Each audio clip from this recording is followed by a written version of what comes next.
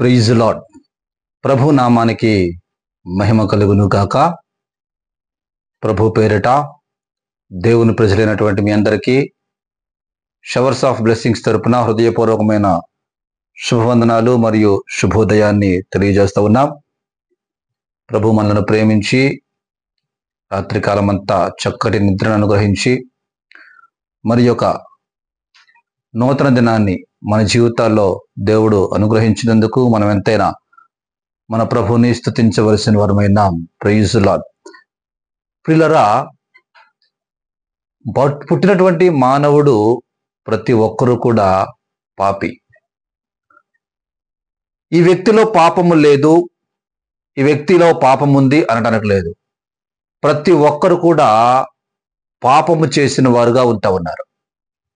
అందుకని పరిశుద్ధ గ్రంథం సెలవిస్తూ ఉంది, నీతిమంతుడు లేడు, ఒక్కడూ లేడు, అందరూ పాపము చేసి దేవుడు అనుగ్రహించు మహిమను పొందలేకపోతా ఉన్నారు అంటా ఉన్నాడు.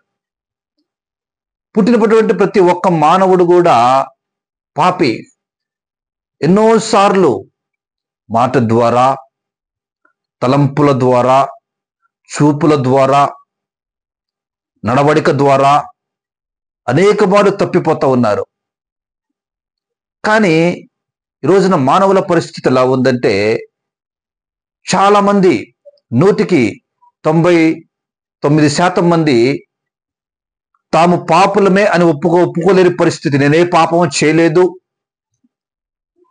నాలో నేనంతా పర్ఫెక్ట్ అని ఒక ముసుగు వేసుకునే పరిస్థితుల్లో 99% ప్రజలు ఉన్నారు. 1% మంది మాత్రమే నేను పాపిని అని ధైర్యముగా ఒప్పుకుంటా ఉన్నారు దేవుని దగ్గర. చాలా మంది, 99% మంది ఎటువంటి గుడ్డితనములో ఉంటూ ఉన్నారంటే, నేను పాపినిగా, నేనే పాపం చేయలేదు, నేనంతా పర్ఫెక్ట్, నా ఆలోచనలు పర్ఫెక్ట్, నేనే తప్పు చేయలేదు అని ఒక ముసుగు వేయబడిన పరిస్థితుల్లో ఉంటా ఉన్నారు. ప్రతి ఒక్కరూ కూడా గ్రహించవలసినటువంటి సంగతి ఏంటంటే, మనందరము కూడా పాపులమే. నీవు పాపివే, నేను పాపినే. ఈ కార్యక్రమాన్ని చూస్తున్నటువంటి మీరందరూ కూడా పాపులే. ఈ యొక్క వాక్యాన్ని బోధిస్తున్నటువంటి నేను కూడా పాపినే. మనందరం పాపులమే, అది గ్రహించాలి మనం. అయితే పాపులమైన మనము దేవుని దగ్గర ఏం చేయాలంటే, మన పాపాలను మనం ఒప్పుకోవాలి. దేవునికి స్తోత్రము కలుగును గాక. హల్లెలూయా, హల్లెలూయా. అందుకనే పరిశుద్ధ సామెతల గ్రంథంలో రాయబడుతుంది కదా, తన అతిక్రమములను దాచిపెట్టువాడు వర్ధిల్లడు గాని వాటిని ఒప్పుకొని విడిచిపెట్టువాడు కనికరము పొందును.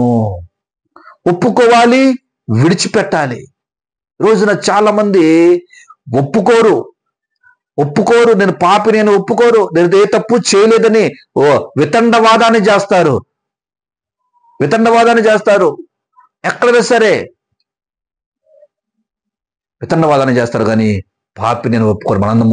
మనము చేసిన పాపాలను దేవుని దగ్గర ఒప్పుకోవాలి. ఎక్కడ ఒప్పుకోవాలి? మనుషుల దగ్గర ఒప్పుకోవాల్సిన అవసరం లేదండి. దేవుని దగ్గర మనము మన పాపాలను ఒప్పుకోవాలి. మా దోషాలు మనం ఒప్పుకొని వాటిని విడిచిపెట్టాలి అని పరిశుద్ధ గ్రంథము సెలవిస్తా ఉంది. ఒకసారి యేసుక్రీస్తు ప్రభుల వారి దగ్గరికి కొంతమంది వ్యక్తులు పాపాత్మురాలైన స్త్రీని తీసుకొని వచ్చి అంతా ఉన్నారు యేసుక్రీస్తు ప్రభుల వారితో, బోధకుడా, ఈమె పాపము చేస్తూ పట్టబడింది. మోషే ధర్మశాస్త్రం ప్రకారము పాపము చేస్తూ పట్టబడిన వారిని రాళ్లతో కొట్టి చంపాలి. నువ్వేం చెప్తావు అంటే ఆయన అంటూ ఉన్నాడు, మీలో పాపము లేనివాడు మొదటిగా ఆమె మీద రాయి వేయండి అని నేల మీద ఏదో రాస్తూ ఉన్నాడట. వాళ్ళందరూ అనుకుంటారు, అమ్మో నా పాపాలను రాసేస్తాడని అందరూ కూడా వారి చేతిలోని రాళ్లను విడిచిపెట్టి వెళ్ళిపోయారు. అప్పుడు యేసుక్రీస్తు వారు అన్నారు, అమ్మా, వాళ్ళెవ్వరిని శిక్షించలేదా? నేను కూడా నేను శిక్షించను, ఇక మీదట పాపం చేయొద్దు అని ఆమెను పంపించాడు. చూడండి, అక్కడ వారు పాపులు వారు గ్రహించారు. కానీ ఈ రోజున ప్రజలు గుడ్డితనములో ఉన్నారు. పాపులము అని వారు గ్రహించలేకపోతా ఉన్నారు.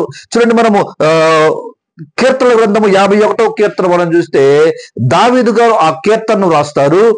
ఎప్పుడు ఏ సమయంలో రాశారంటే బత్షెబాతో పాపము చేసిన తర్వాత నాతాను ప్రవక్త చేత హెచ్చరించబడిన వాడే ఆ కీర్తన రాస్తారు. అంటారు కదా చూడండి, దేవా నీ కృప చొప్పున నన్ను కరుణింపుము, నీ వాత్సల్య బాహుల్యము చొప్పున నా అతిక్రమములను తుడిచివేయము, నా దోషము పోవునట్లు నన్ను బాగుగా కడుగుము, నా పాపము పోవునట్లు నన్ను పవిత్రపరచుము, నా అతిక్రమములు నాకు తెలిసేయున్నవి, నా పాపం ఎల్లప్పుడూ నా ఎదుటనున్నది, నీకే విరోధముగా నేను పాపము చేసి ఉన్నాను, నీ దృష్టి ఎదుట నేను చెడుతనము చేసి ఉన్నాను.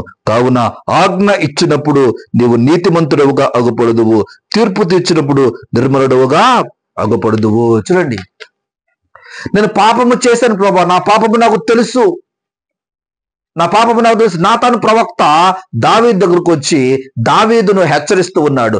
దావీదా, నువ్వు పాపము చేశావు, ఇదిగో ఒక చిన్న కథ చెప్పాడు. దావీదు, రాజా, ఒక యజమానికి, ఒక ధనవంతునికి విస్తారమైన గొర్రెలు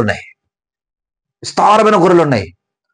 ఆ ధనవంతుని ఇంటి పక్కనే ఒక పేదవాడు నివసిస్తా ఉన్నాడు. ఆ పేదవాడి దగ్గర ఒకే ఒక్క గొర్రెపిల్ల ఉంది. ఆ గొర్రెపిల్లను అల్లారు ముద్దుగా చూసుకుంటూ ఉన్నాడు, అల్లారు ముద్దుగా పెంచుకుంటూ ఉన్నాడు.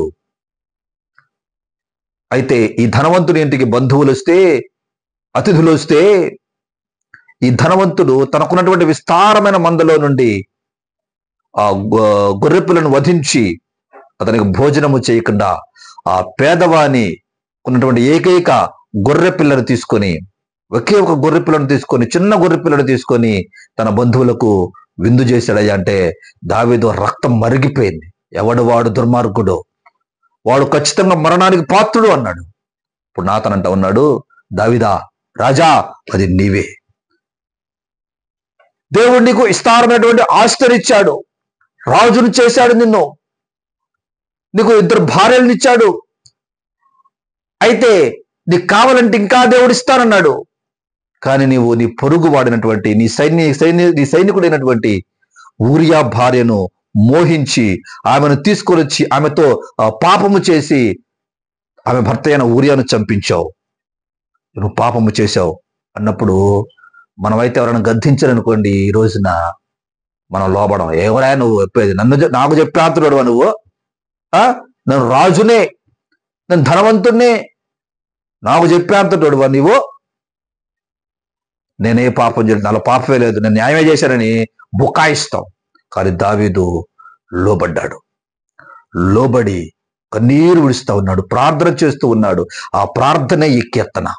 దేవుని దగ్గర ఒప్పుకుంటారు, ప్రభువా నా పాపము నాకు తెలుసు, ప్రభువా నీకు విరోధముగా నేను పాపం చేశాను, నా అతిక్రమము తెలుసు, నా దోషము పోవునట్లు నన్ను బాగుగా కడుగు ప్రభువా, నన్ను పవిత్రపరచు ప్రభువా అని దేవుని పాదాల దగ్గర గోజాడుతూ ఉన్నాడు. ఈ రోజున మనము కూడా దేవుని పాదాల దగ్గర మనము గోజాడాలి. ఎందుకు? దావీదును దేవుడు కనికరించాడు, దావీదును దేవుడు ఎందుకు అంగీకరించాడంటే దావీదు ఉన్నటువంటి పశ్చాత్తాపం, పాపము చేసినా ఆ పాపమును ఒప్పుకుంటూ ఆ పాపాన్ని దేవుని పాదాల దగ్గర కన్నీటితో ప్రక్షాళన చేసుకుంటూ ఉన్నాడు.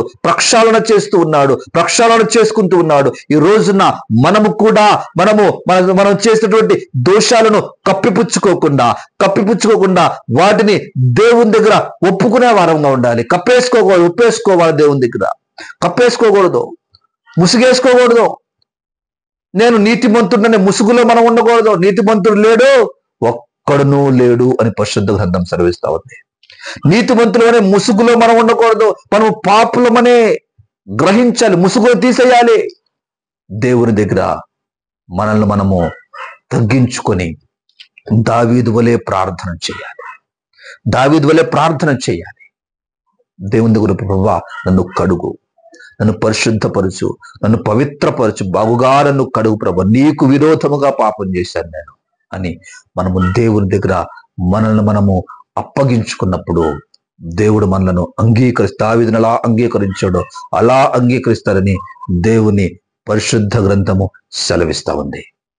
పిల్లల కళ్ళు మూసుకోండి, చిన్న ప్రార్థన చేద్దాం. స్తోత్రం నాయన, పరిశుద్ధ కృపా సత్య సంపూర్ణుడా, ప్రేమ కలిగిన దేవ, మీ ప్రశస్తమైన నామానికి స్తోత్రాలయ్యా.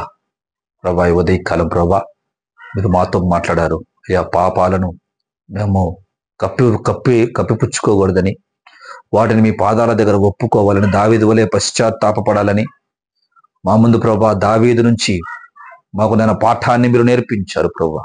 అయ్యా, మేము నైనా మా దోషాలను కప్పుకోకుండా ఒప్పుకునేవారిగా అయ్యా మీ పాదాల చింత ప్రభా మమ్మల్ని మేము తగ్గించుకొని పశ్చాత్తాపపడేవారిగా మేమందరము ఉండినట్లుగా మీరు సహాయం చేయండి. అయినా ఈ కార్యక్రమాన్ని, వాక్యాన్ని వింటున్నటువంటి బిడ్డలందరినీ మీరు దీవించండి. ఆత్మీయంగా బిడ్డలను ప్రభా అభివృద్ధి చేయండి, ఆశీర్వదించండి. కుటుంబాల్లో ప్రభా మీ సన్నిధి నుంచి బలపరచమని ఉదయకాల దీవెనలతో బిడ్డలందరినీ మీరు నింపి బలపరచమని యేసు నామములో ప్రార్థించి వేడుకొనుచు ఉన్నాం తండ్రి. ఆమేన్, ఆమేన్, ఆమేన్. యేసు రక్తమే జేమ్స్లో రక్తమే జయం, యేసు రక్తమే జేమ్స్లో రక్తమే జయం. ప్రభు యేసు రక్తమే సంపూర్ణ విజయం కలుగును గాక. ఆమేన్, ఆమేన్, ఆమేన్. తండ్రి, కుమార, పరిశుద్ధాత్మ త్రియేక దేవుని దీవెన, ఆయన కృపా కాపుదల ఇప్పుడు ఎల్లప్పుడు సదాకాలము ఈ కార్యక్రమాన్ని చూస్తున్న దేవుని ప్రజలందరికీ నిండుగా మెండుగా తోడయుండి నడిపించి బలపరచును గాక. ఆమేన్, ఆమేన్, ఆమేన్. దేవుడు మిమ్మలను, మీ కుటుంబాలను సమృద్ధిగా దీవించును గాక. మీ అందరికి నా హృదయపూర్వకమైన వందనాలు.